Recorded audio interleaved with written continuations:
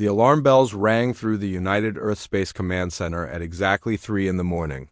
Admiral Jake Morrison rolled out of bed and grabbed his uniform from the chair. He had been expecting something like this for weeks now. The deep space monitoring stations had been picking up strange signals from beyond the outer rim territories. Jake rushed through the empty corridors of the command center.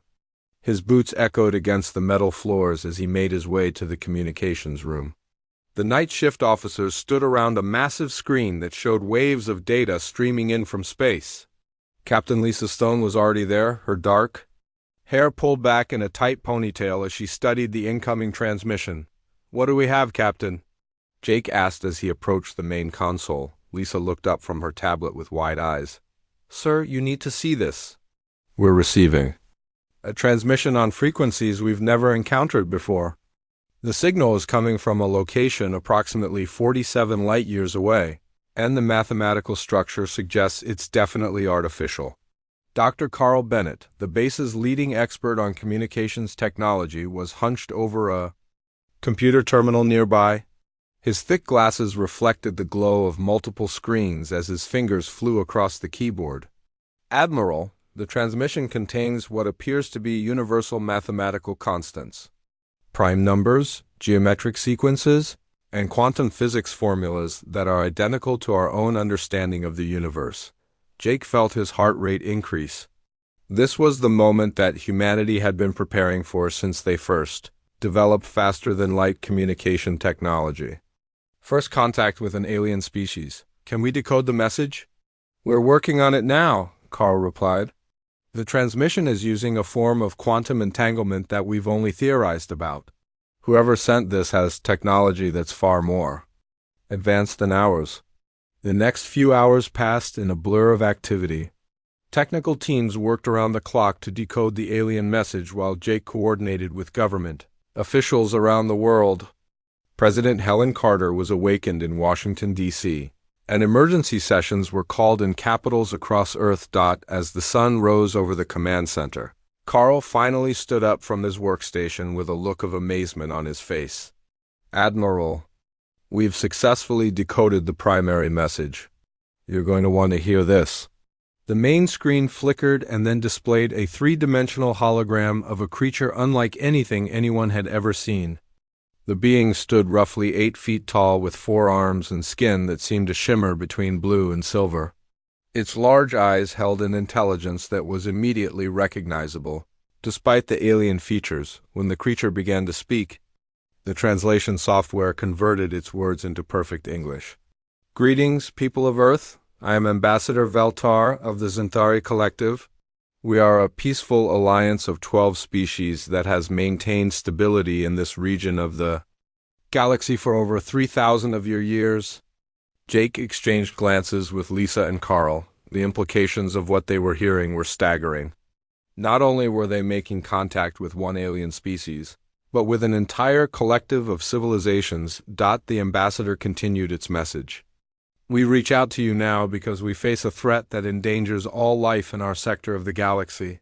An ancient enemy known as the Void Swarm has awakened from their hibernation cycle.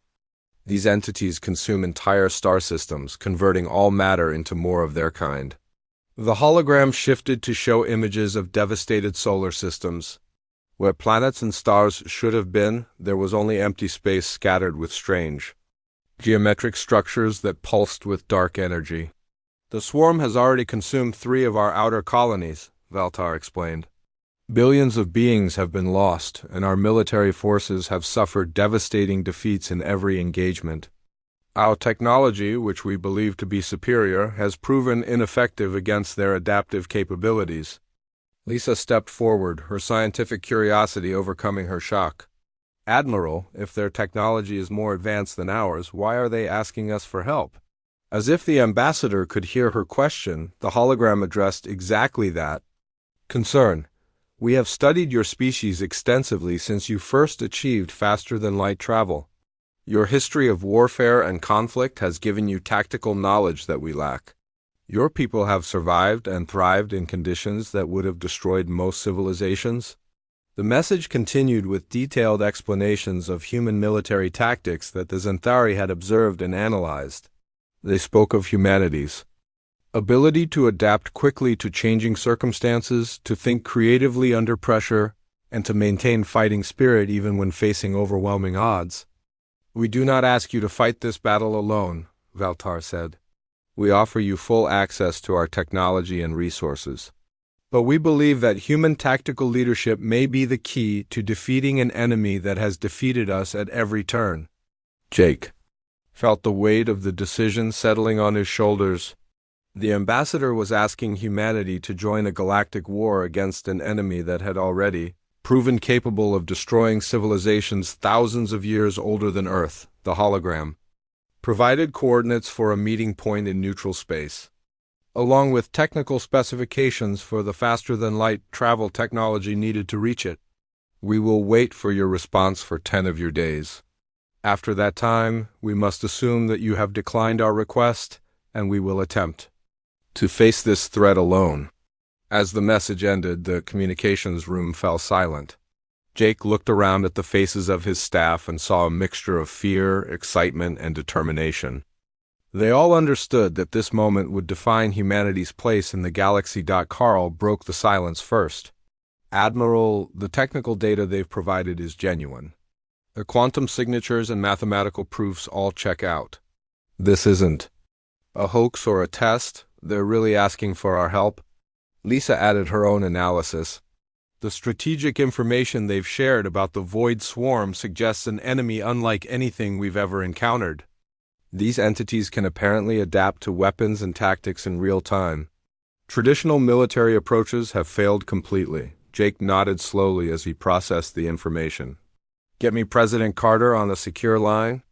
We need to convene an emergency session of the Global Defense Council immediately." Over the next several hours, Jake found himself explaining the situation to world leaders, who struggled to comprehend the scope of what they were being asked to do. Some demanded proof that the message was genuine. Others questioned whether humanity had any business getting involved in an alien war. President Carter listened carefully to all the arguments before making her position clear. "Admiral Morrison, what's your professional assessment of this situation?"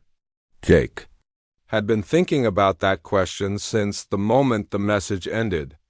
"Madam President, if the Xanthari are telling the truth about this Void Swarm, then Earth's survival may depend on stopping this threat before it reaches our sector of space. If we refuse to help and the Xanthari are defeated, we'll be facing this enemy alone with no allies and no advanced technology to assist us."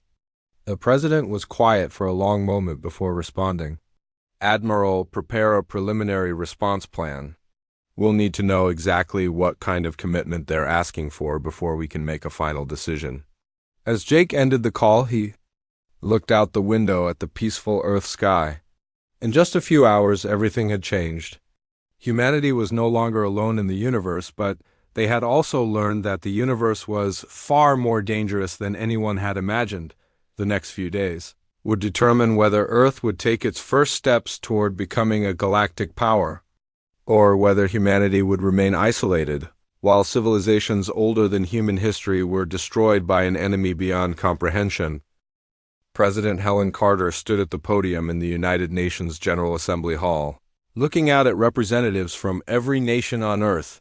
The emergency session had been called with only 6 hours' notice, but every seat was filled. The weight of the decision she was about to announce would affect not just America, but all of humanity. "Distinguished delegates," she began, her voice carrying clearly through the massive hall. 3 days ago, we received verified contact from an alien civilization calling themselves the Xanthari Collective. They have requested our military assistance in defending against a threat that could destroy all life in our region of the galaxy." The hall erupted in shocked murmurs and urgent whispers. Camera flashes lit up the room as reporters captured the historic moment. Carter waited for the noise to settle before continuing.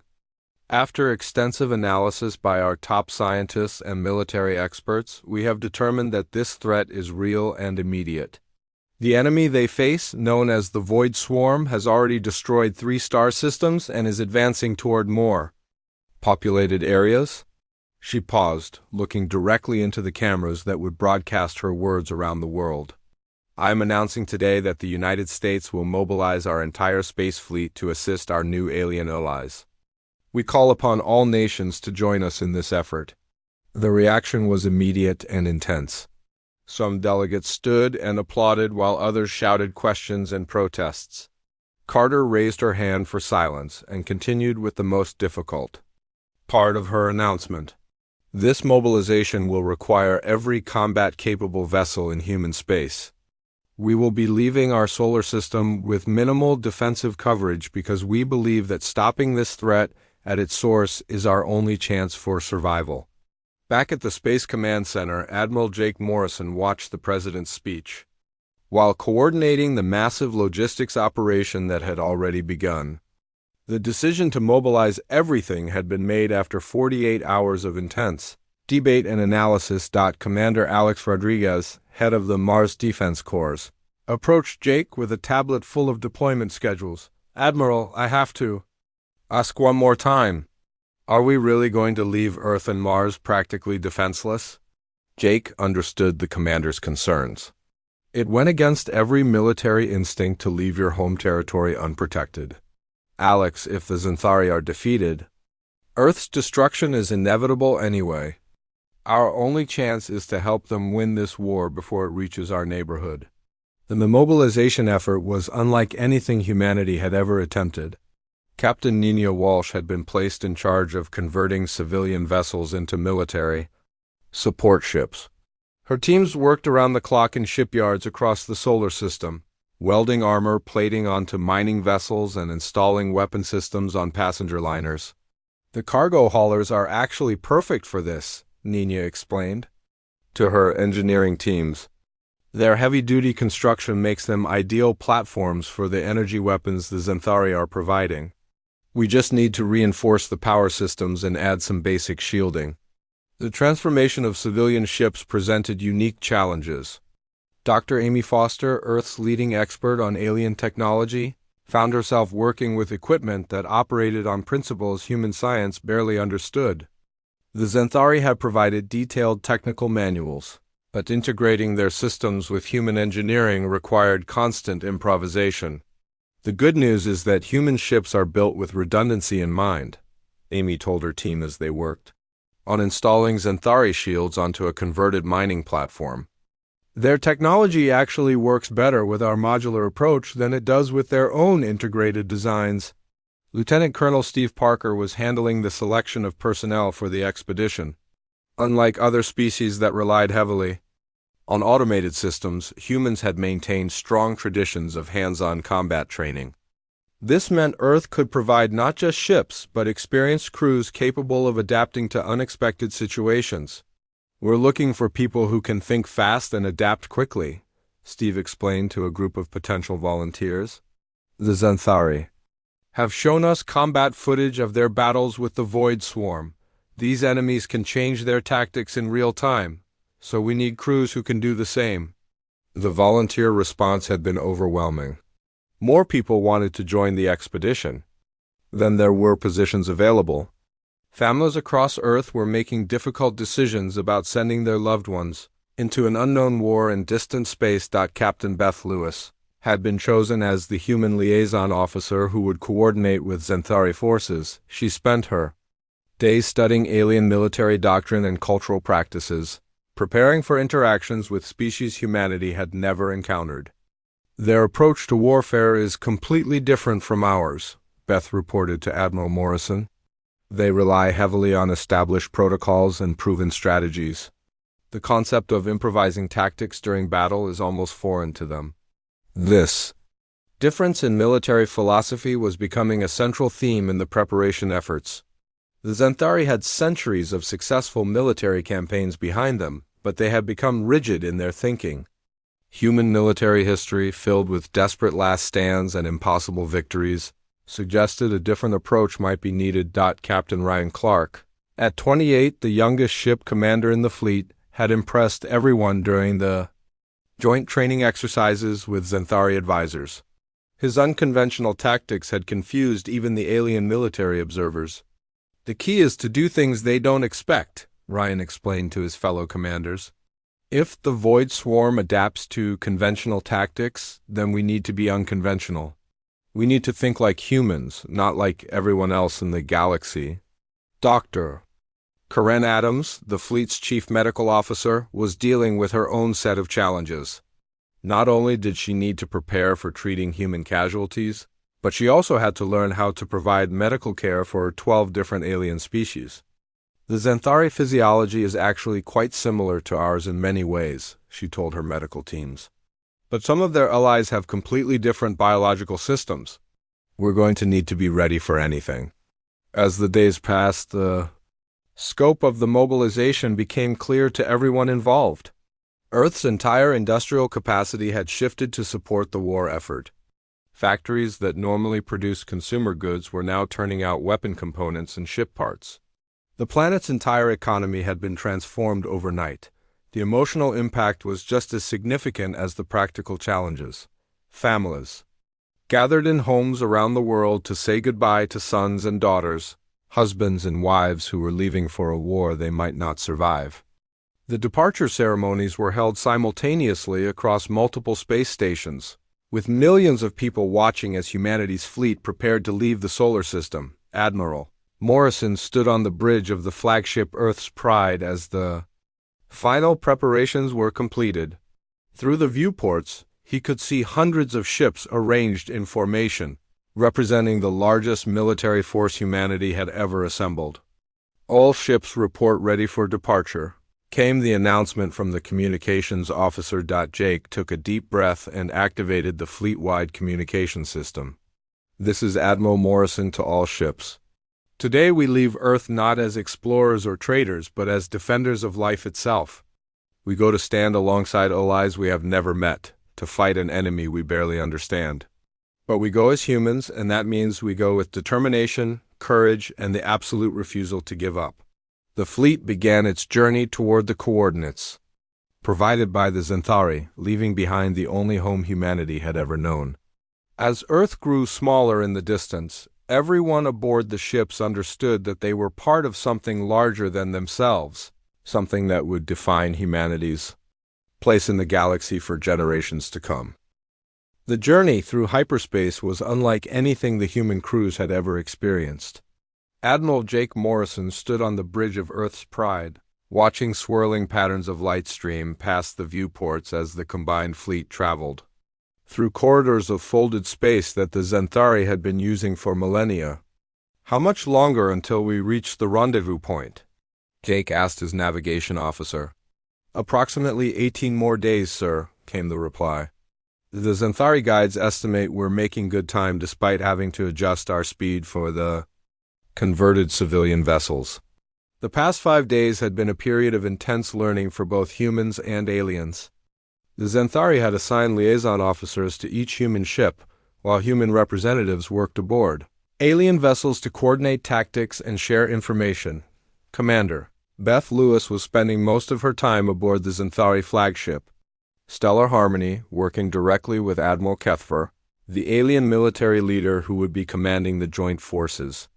The cultural differences were proving to be both fascinating and challenging. Your people approach warfare very differently than we do, Kethfer told Beth during one of their planning sessions. The tall alien's forearms moved gracefully as he manipulated holographic battle displays. We have used the same proven strategies for over 2,000 years. They have brought us victory in every conflict until now. Beth studied the battle formations that the Xanthari preferred. They were elegant and mathematically precise, with each ship positioned according to complex equations that maximized firepower while maintaining defensive coverage.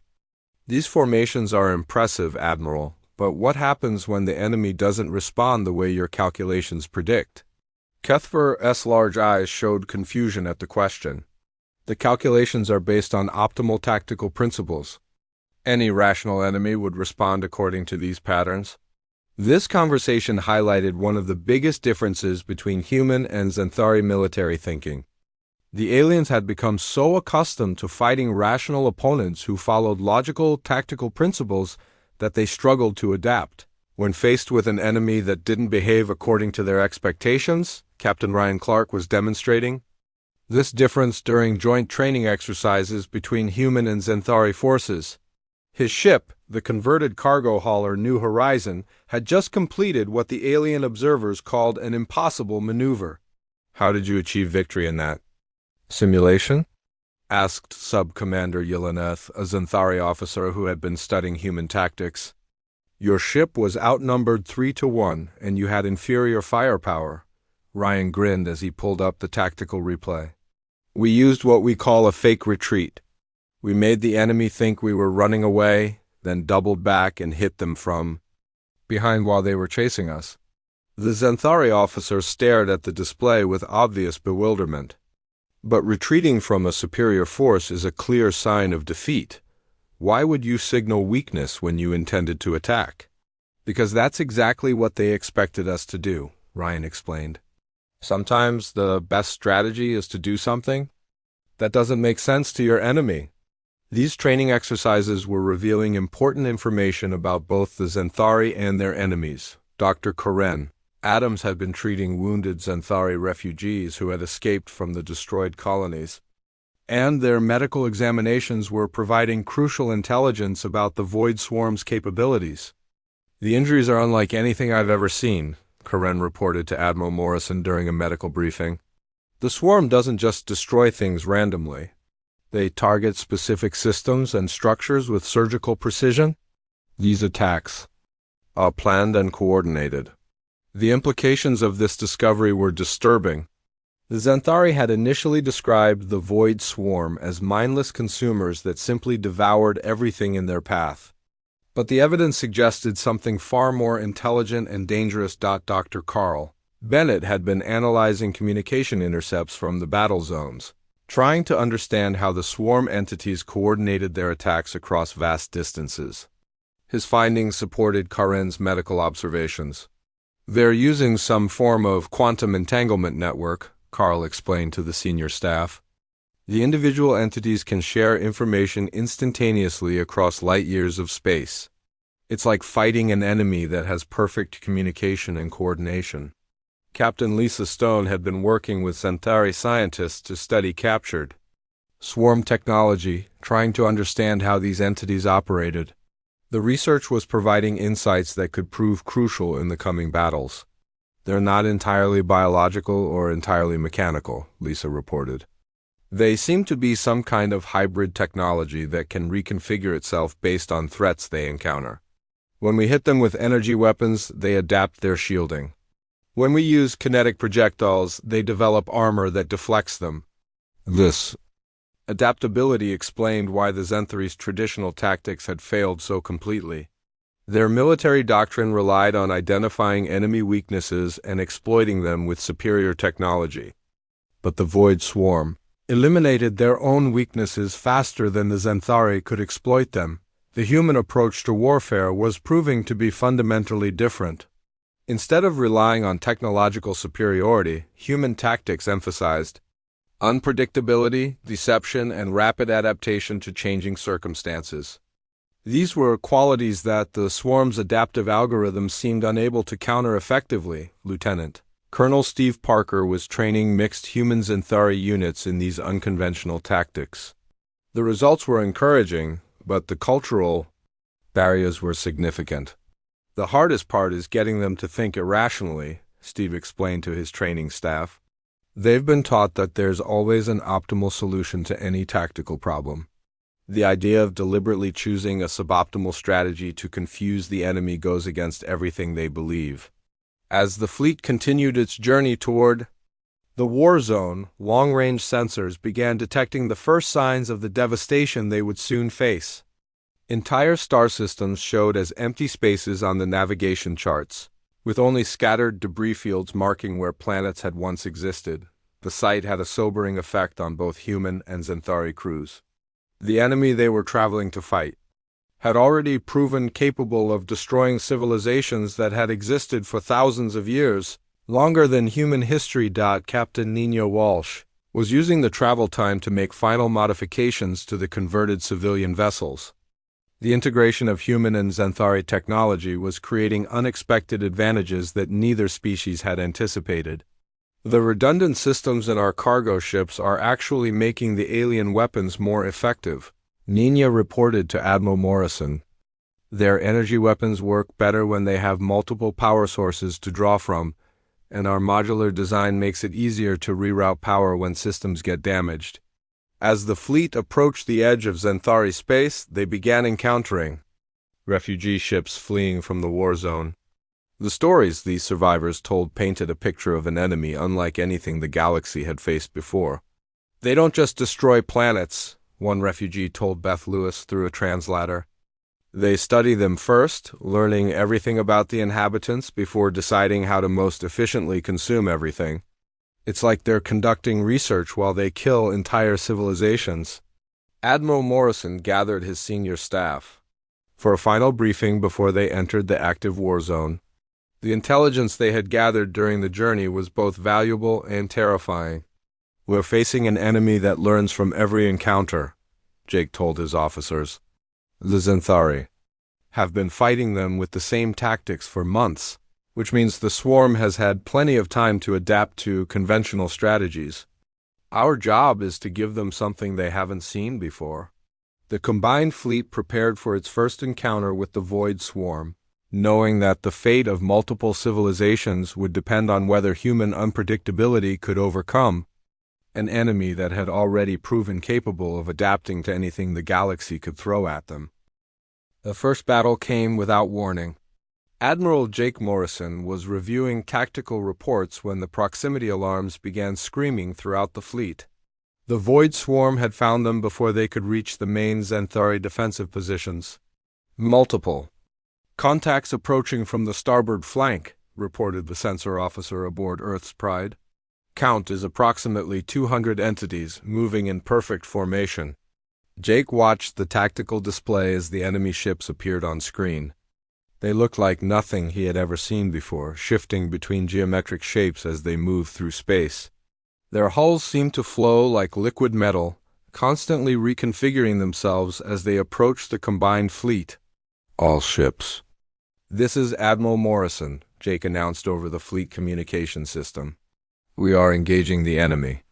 Human vessels will implement chaos pattern. Alpha, Xanthari forces will provide supporting fire according to our previous briefings." The chaos pattern was something the human tactical teams had developed during the journey. Instead of maintaining orderly formations like traditional naval combat, human ships would spread out randomly and attack from unpredictable angles. It went against every principle of space warfare that the Xanthari had learned over thousands of years. Captain Ryan Clark was commanding the first wave of human attackers. His converted cargo ship New Horizon accelerated toward the enemy formation at maximum speed, followed by 6 other modified civilian vessels. To any observer, it would look like a desperate suicide charge. Enemy is adapting their formation to counter our approach, reported Ryan's tactical officer. "They're repositioning to create overlapping fields of fire." "Perfect," Ryan replied with a grin. "That means they're thinking like rational military commanders. Time to show them how humans fight." At the last possible moment, Ryan's formation scattered in 6 different directions. The swarm entities had positioned themselves to destroy ships approaching in a straight line, but the human vessels were no longer where their calculations predicted. They would be. The first volley of human weapons fire caught the swarm completely off guard. Energy beams and kinetic projectiles struck the enemy ships from angles they hadn't prepared for. Several swarm entities were destroyed immediately, while others began rapidly reconfiguring their hulls to adapt to the unexpected attack pattern. "They're learning fast," observed Commander Beth Lewis from her position aboard the Xanthari flagship. "Look at how quickly they're adjusting their defenses." Admiral Kethver was studying the battle displays with obvious confusion. "Your tactics appear to have no logical structure. How do you coordinate your attacks without predetermined formations?" "We don't coordinate them," Beth explained. "Each ship commander makes their own decisions based on what they see happening. The randomness is what makes it work." This fundamental difference in military philosophy was proving crucial in the battle. The swarm's adaptive algorithms were designed to counter logical tactical responses, but they struggled to predict actions that had no rational basis. Major Susan Wright was leading a squadron of converted mining ships in a flanking maneuver that would have been impossible with traditional warships.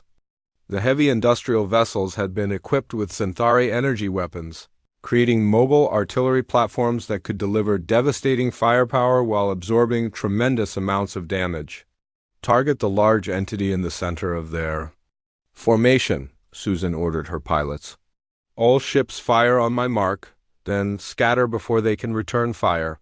The mining ships opened fire simultaneously, their combined energy beams punching through the swarm entity's adaptive shielding before it could adjust to the attack. The massive enemy ship broke apart in a brilliant explosion that sent debris scattering across space, but the victory came at a cost. 3 human ships had been destroyed in the opening minutes of the battle, and several others were reporting serious damage. The swarm entities were learning from each exchange, becoming more effective at countering human tactics with every passing minute. Captain Greg Turner was commanding a deep strike mission behind enemy lines while the main battle raged ahead. His team had discovered something important about how the swarm entities communicated with each other during combat. They're using quantum entanglement to share information, Greg reported to Admiral Morrison. But the communication nodes are physical devices that can be disrupted. If we can jam their network, we might be able to break their coordination.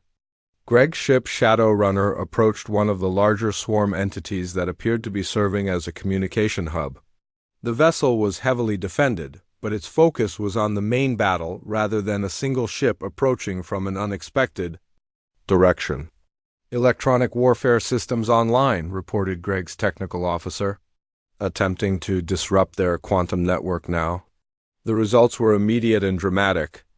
As the communication jamming took effect, the swarm entities throughout the battle zone began operating independently instead of as a coordinated force. Their perfect formations dissolved into chaotic individual actions.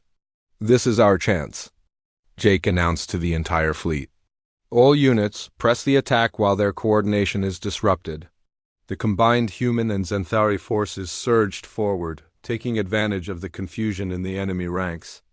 Without their quantum communication network, the swarm entities could no longer share information about human tactics and adapt as quickly to new threats. Dr. Carl Bennett was monitoring the electronic warfare systems from the flagship's technical station. "The jamming is working, but it's not permanent.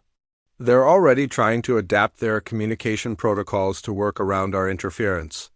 The battle continued for another hour, with both sides learning and adapting to each other's capabilities. The human approach of unpredictable tactics was proving effective, but the swarm's ability to evolve their technology during combat meant that every advantage was temporary. Captain Lisa Stone was analyzing wreckage from destroyed swarm entities when she made a disturbing discovery. "Admiral, you need to see this. The destroyed enemy ships aren't just debris. They're still connected to the swarm network somehow." The implications were terrifying.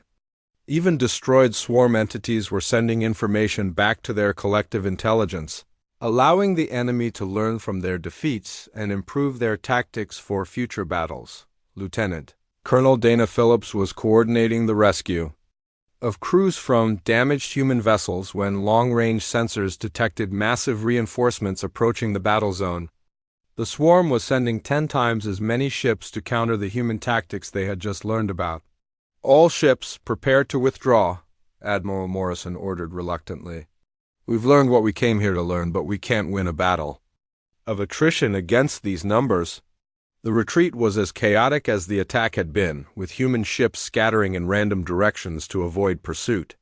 The Centauri forces provided covering fire as the human vessels disengaged from combat and began falling back toward friendly territory. As the combined fleet regrouped at a safe distance, Jake reviewed the battle reports with mixed feelings. They had achieved their first victory against the Void Swarm, proving that human tactics could be effective against an enemy that had defeated every other strategy. But they had also learned that the swarm was capable of learning and adapting. even faster than anyone had expected. The good news is that we can hurt them, Jake told his senior staff during the post-battle briefing. The bad news is that every battle we fight teaches them how to fight us better. We're going to need to constantly evolve our tactics if we want to stay ahead of their adaptation. Dr. Karen Adams was treating wounded crew members in the medical bay when she received reports from other ships in the fleet.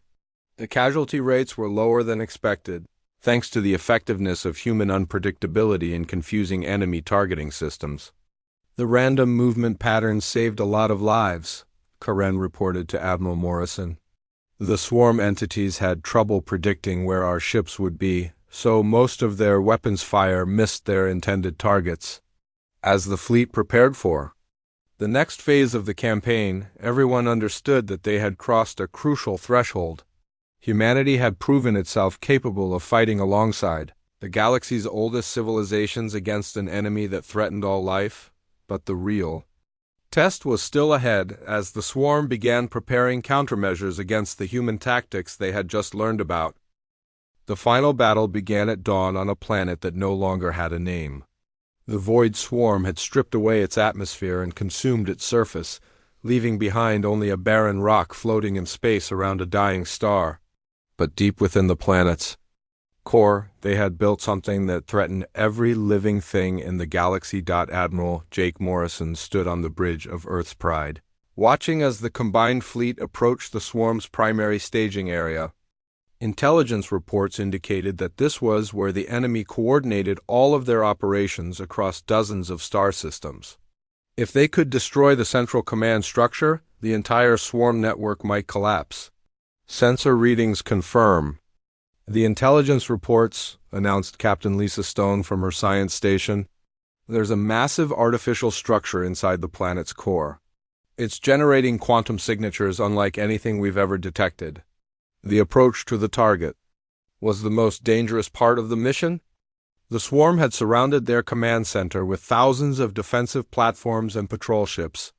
Getting close enough to launch an assault would require fighting through layers of enemies that had been adapting to human tactics for weeks. All ships, this is Admiral Morrison, Jake announced to the fleet. Today we end this war one way or another. Remember everything we've learned about fighting these enemies. Stay unpredictable, stay flexible, and never give them time to adapt to what you're doing. Captain Ryan Clark was leading the first wave of attackers in his converted cargo ship New Horizon. His squadron's job was to punch through the outer defensive perimeter and create an opening for the main assault force. It was essentially a suicide mission, but Ryan had volunteered without hesitation. Enemy contacts incoming, reported his tactical officer. Count is over 500 ships, and they're using formations we haven't seen before. Ryan studied the approaching swarm forces and noticed something disturbing. The enemy ships were moving in patterns that seemed designed to counter specific human tactics.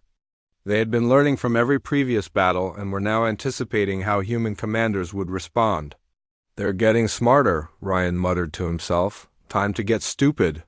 Instead of implementing any of the tactical patterns the fleet had developed, Ryan ordered his ships to attack in completely random directions with no coordination whatsoever.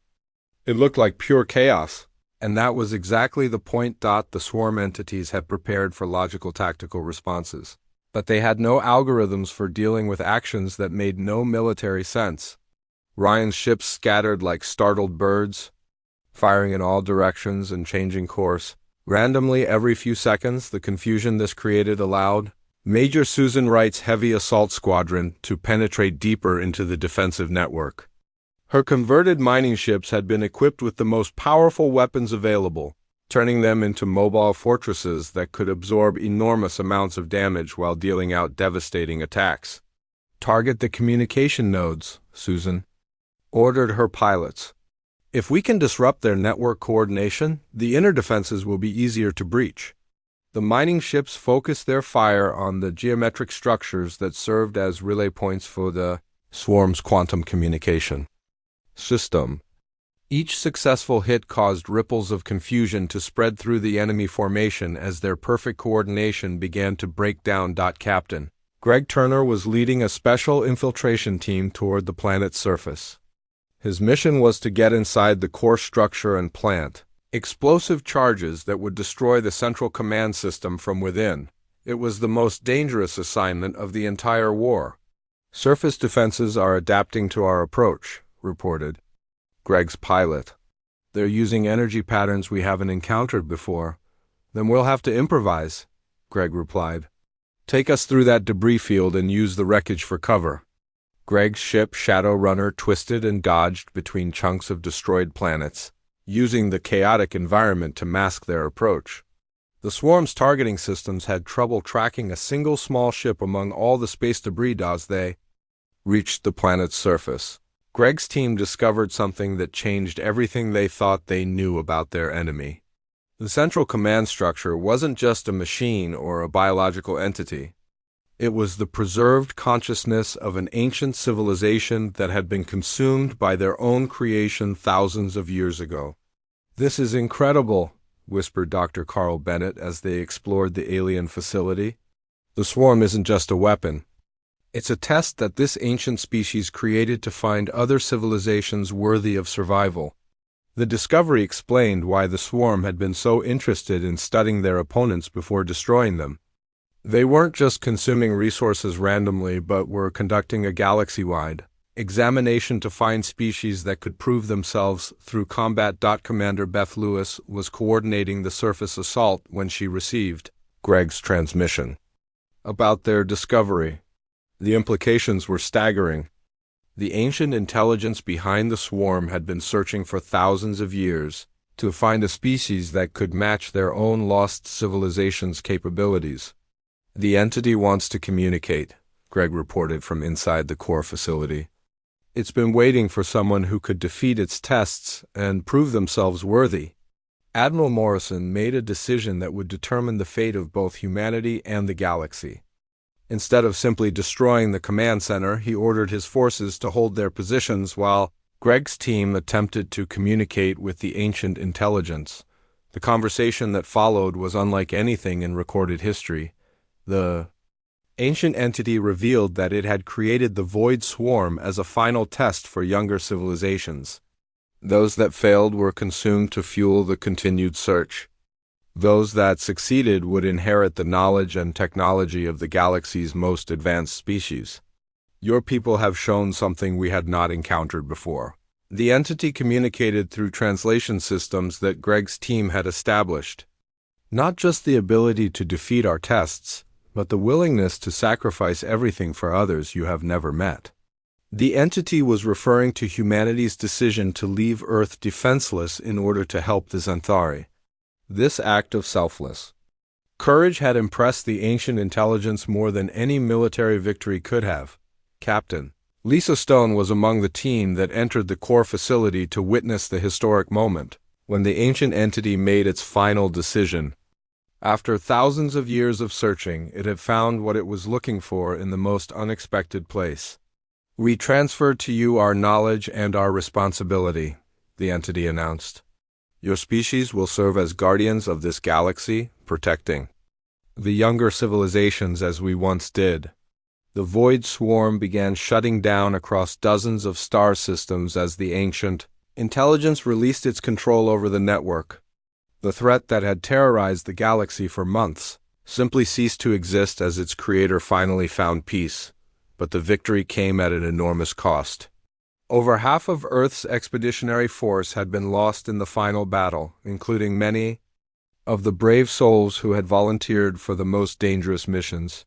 The names of the fallen would be remembered forever as the heroes who saved not just humanity but countless other species. Admiral Morrison stood among the ruins of the ancient facility, holding a data crystal that contained the accumulated knowledge of civilizations that had existed before Earth was even formed. The responsibility was overwhelming, but he knew that humanity had earned the right to carry this burden. The journey home took weeks, but the fleet that returned to Earth was fundamentally different from the one that had departed. They carried with them not just advanced technology and scientific knowledge, but the recognition that humanity had become a major power in galactic affairs. President Helen Carter welcomed the returning heroes with a ceremony that was broadcast across the galaxy. Representatives from dozens of alien species came to Earth to meet the humans who had saved them all from extinction. "We left Earth as defenders of our homeworld," Admiral Morrison addressed the assembled crowd. "We return as guardians of the galaxy. This is not a burden we sought, but it is one we will carry with honor." The war was over, but humanity's role in the galaxy was just beginning. New colonies were established throughout former swarm territory, while alien exchange programs brought species together in ways that had never been possible before. The universe had become a smaller, safer place because a species from a small, blue planet had been willing to risk everything for people they had never met.